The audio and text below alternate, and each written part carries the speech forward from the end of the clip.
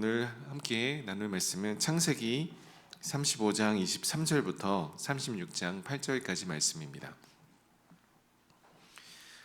창세기 35장 23절부터 36장 8절까지 말씀 저와 함께 교독해서 봉독하시겠습니다. 레아의 아들들은 야곱의 장자 르우벤과 그 다음 시므온과 레위와 유다와 이사갈과 스불론이요, 라헬의 아들들은 요셉과 베냐민이며 라헬의 여종 비라의 아들들은 단과 납달리요, 레아의 여종 실바의 아들들은 갓과 아셀이니 이들은 야곱의 아들들이요 바단-아람에서 그에게 낳은 자더라. 야곱이 기럇 아르마의 마므레로 가서 그의 아버지 이삭에게 이르렀으니 기럇 아르바는 곧 아브라함과 이삭이 거류하던 헤브론이더라. 이삭의 나이가 180세. 이삭이 나이가 많고 늙어 기운이 다함에 죽어 자기 열조에게로 돌아가니 그의 아들 에서와 야곱이 그를 장사하였더라. 에서 곧 에돔의 족보는 이러하니라. 에서가 가나안 여인 중 헷 족속 엘론의 딸 아다와 히위 족속 시브온의 딸인 아나의 딸 오홀리바마를 자기 아내로 맞이하고 또 이스마엘의 딸 느바요스의 누이 바스맛을 맞이하였더니 아다는 엘리바스를 에서에게서 낳았고 바스맛은 루엘을 낳았고 오홀리바마는 여우스와 알람과 고라를 낳았으니 이들은 에서의 아들들이요 가나안 땅에서 그에게 태어난 자들이더라. 에서가 자기 아내들과 자기 자녀들과 자기 집의 모든 사람과 자기 가축과 자기의 모든 짐승과 자기가 가나안 땅에서 모은 모든 재물을 이끌고 그의 동생 야곱을 떠나 다른 곳으로 갔으니 두 사람의 소유가 풍부하여 함께 거류할 수 없음이로라. 그들이 거주하는 땅이 그들의 가축으로 말미암아 그들을 용납할 수 없더라. 함께 읽겠습니다. 이에 에서 곧 에돔이 세일산에 거주하니라. 아멘. 사랑하는 성도 여러분, 우리의 인생은 끊임없는 만남과 헤어짐 그리고 선택의 연속이라고 할 수 있습니다. 오늘 본문은 이제 이삭의 시대가 막이 내리고 야곱과 에서라는 두 형제의 삶이 어떻게 갈라지게 되는지를 보여주는 전환점의 말씀입니다. 오늘 이 두 형제의 엇갈린 이 발걸음을 함께 나누면서 하나님의 언약 백성인 우리가 진정으로 머물러야 할 것이 어딘지를 나눴으면 좋겠습니다. 먼저 오늘 본문 35장 23절부터 36절까지의 말씀을 보면 야곱의 12아들의 이름이 어머니별로 차례로 기록되어 있습니다. 근데 이것은 그냥 단순한 족보가 아니라 하나님께서 베델에서 야곱에게 하셨던 그 약속, 내 자손이 땅에 티끌같이 되게 하시겠다라는 것을 이루어지고 있다라는 기록입니다. 왜냐하면 이전에는 아브라함에게서 약속의 자녀는 이삭 한 명이었고 이삭에게 있어서도 야곱 한 명이었습니다. 근데 이제 야곱에 이르러서는 12명 아들 전체가 하나님의 언약을 이어가는 축복의 통로가 됩니다. 그렇게 이 12아들의 명단은 이 말씀대로 야곱의 가정이 비로소 이제 한 가족을 넘어서 하나의 민족, 이스라엘로 확장되기 시작했다라는 것을 보여주는 첫 열매인 것입니다. 그런데 우리가 알고 있는 본래 야곱의 가정이 어떠했습니까? 야곱은 그 가정이 탄생되는 그 이야기를 우리가 다 살펴보았지만 질투와 또 갈등이 가득한, 어찌 보면 깨어진 그런 가정의 모습이었습니다. 하지만 하나님께서는 그런 야곱의 연약함에도 불구하고 그 가정을 이스라엘의 12지파라는 구속사의 그 뼈대를 완성하셨습니다. 이것은 하나님의 그 신실하신 놀라운 은혜인 것입니다. 우리의 삶과 가정도 때로는 너무나 부끄럽고 부족해 보일지라도 우리가 낙심하지 않으시길 바랍니다. 우리를 향하신 하나님의 약속은 나의 어떠함이 아니라 하나님의 신실하심으로 완성해 가시는 줄 믿으시길 바랍니다. 오늘 본문 27절을 이어서 보시면 야곱이 이제 아버지 이삭이 있는 기럇 아르바 곧 헤브론으로 돌아오게 됩니다. 그리고 이제 29절 이삭은 180세의 나이로 기력이 다해서 하나님의 부르심을 받습니다. 29절 하반절을 보시면 그의 아들 에서와 야곱이 그를 장사하였더라 라고 기록되고 있습니다. 장자권과 그 축복 기도를 두고 서로 정말 어떻게 보면 죽이려 했던 원수 같았던 에서와 야곱이 이삭의 죽음 앞에서는 함께 그 장례를 치르는 모습을 보여주고 있습니다. 그런데 이렇게 함께 아버지의 장례를 치렀던 두 아들이 36장에 넘어가서는 더 이상 함께 할 수 없는 평행선을 긋게 됩니다. 36장 7절을 보시면 그들이 갈라선 이유에 성경이 말해주고 있는데요. 두 사람의 소유가 풍부하여 함께 거주할 수 없음이로라. 이들은 가난해서 헤어진 것이 아닙니다. 또 다투어서 헤어진 것도 아닙니다. 너무 부유해서 헤어졌습니다. 이것은 아브라함과 롯의 이야기와도 너무나 같습니다. 가축이 너무 많아져서 하나님이 약속하신 이 가나안 땅이 좁게 느껴진 것입니다. 이때 에서는 어떻게 합니까? 본문 8절입니다. 이에 에서 곧 에돔이 세일산에 거주하니라.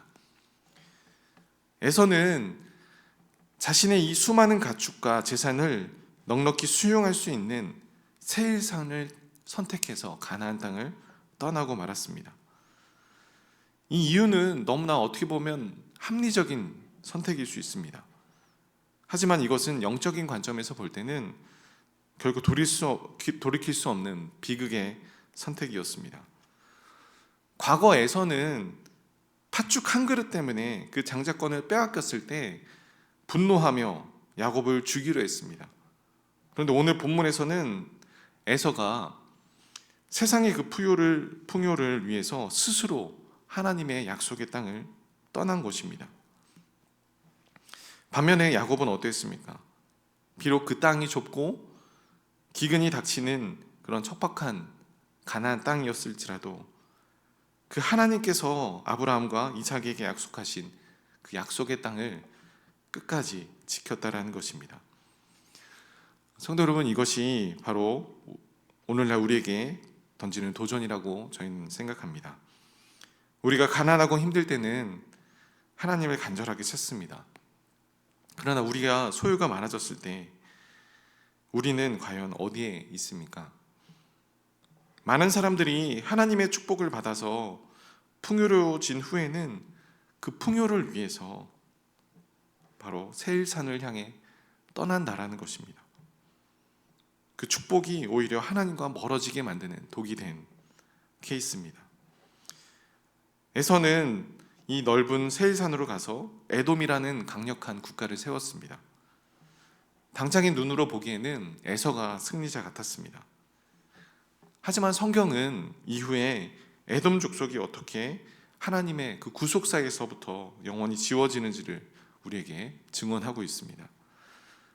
반면 야곱은 그 좁고 답답한 가나안 땅에 남았기에 어찌 보면 훗날에 흉년의 고통을 겪기도 하고 자식들 때문에 눈물 흘려야 했습니다. 그러나 그가 그 언약의 땅을 끝까지 지켰을 때 하나님께서는 그를 통해 놀라운 예수 그리스도를 태어나게 하셨습니다. 우리의 인생은 결국 얼마나 많은 것을 가졌느냐로 평가받지 않습니다. 어디에 머무르느냐로 평가받는다라고 믿습니다. 세상은 아무리 그것이 크고 화려해 보여도 그곳에는 약속이 없는 그런 땅입니다. 오늘 우리를 유혹하는 그런 세상의 세일산 앞에 단호히 우리가 발걸음을 돌릴 수 있기를 바랍니다. 비록 좁은 길이고 때로는 그 불편함이 따를지라도 하나님께서 나와 내 가정에 허락하신 영적인 가나안 땅, 믿음의 자리, 기도의 자리, 예배의 자리를 굳게 지켜내는 복된 성도님 되시기를 주님의 이름으로 축원드립니다. 이 시간 말씀 기억하며 함께 기도했으면 좋겠습니다.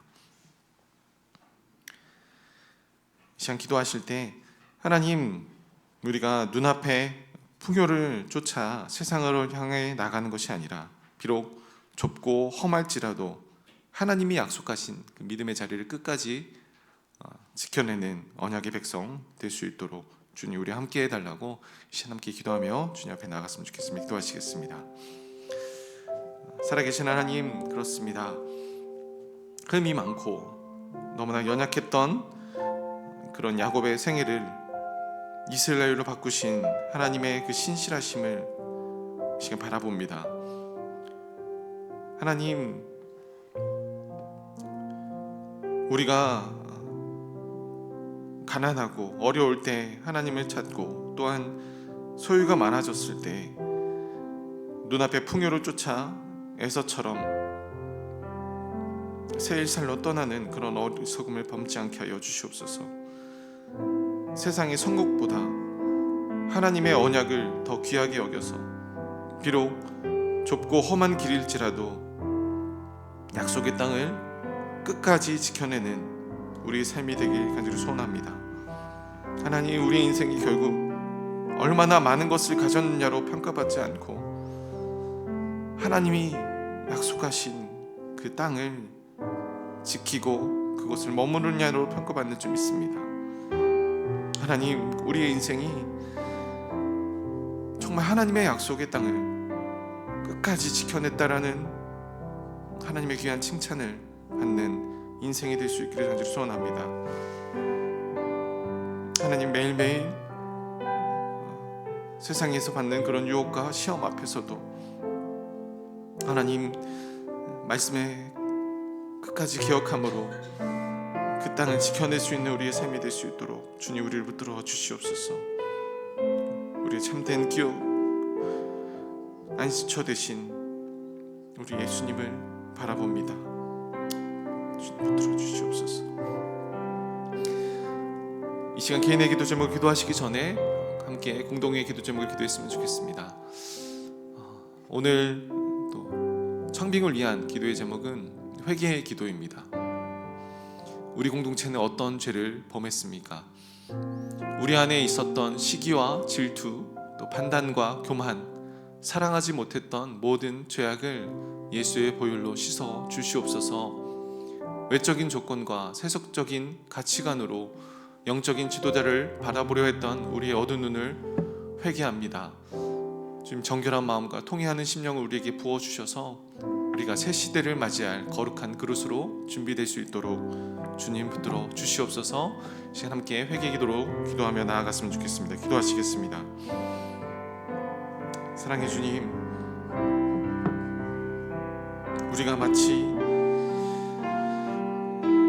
거룩한 자들인 것처럼 교만하게 지내왔던 그러한 모습들을 주님 앞에 회개합니다. 우리 안에 수많은 죄악이 있음을 주님 앞에 고백합니다. 우리의 연약함, 우리의 완악함을 인하여서 주님의 영광을 가렸던 그 죄악들을 이 시간 주님 앞에 낱낱이 고백합니다. 우리 안에 형제를 향한 시기와 질투, 용서하지 못하는 마음과 판단하는 교만이 있었음을 회개합니다. 나의 생각과 다른 이유로 장벽을 세웠고 사랑으로 덮어 주기보다는 정죄하기에 빠르지 않았는지 돌아봅니다. 주님, 겉으로는 경건한 모양을 갖추었으나 속으로는 영적인 무기력과 이기주기에 빠져 있었으며 세상의 가치관을 교회 안으로 끌고 들어와 외적인 성공과 화려함만을 추구했던 우리의 교만을 용서하여 주시옵소서.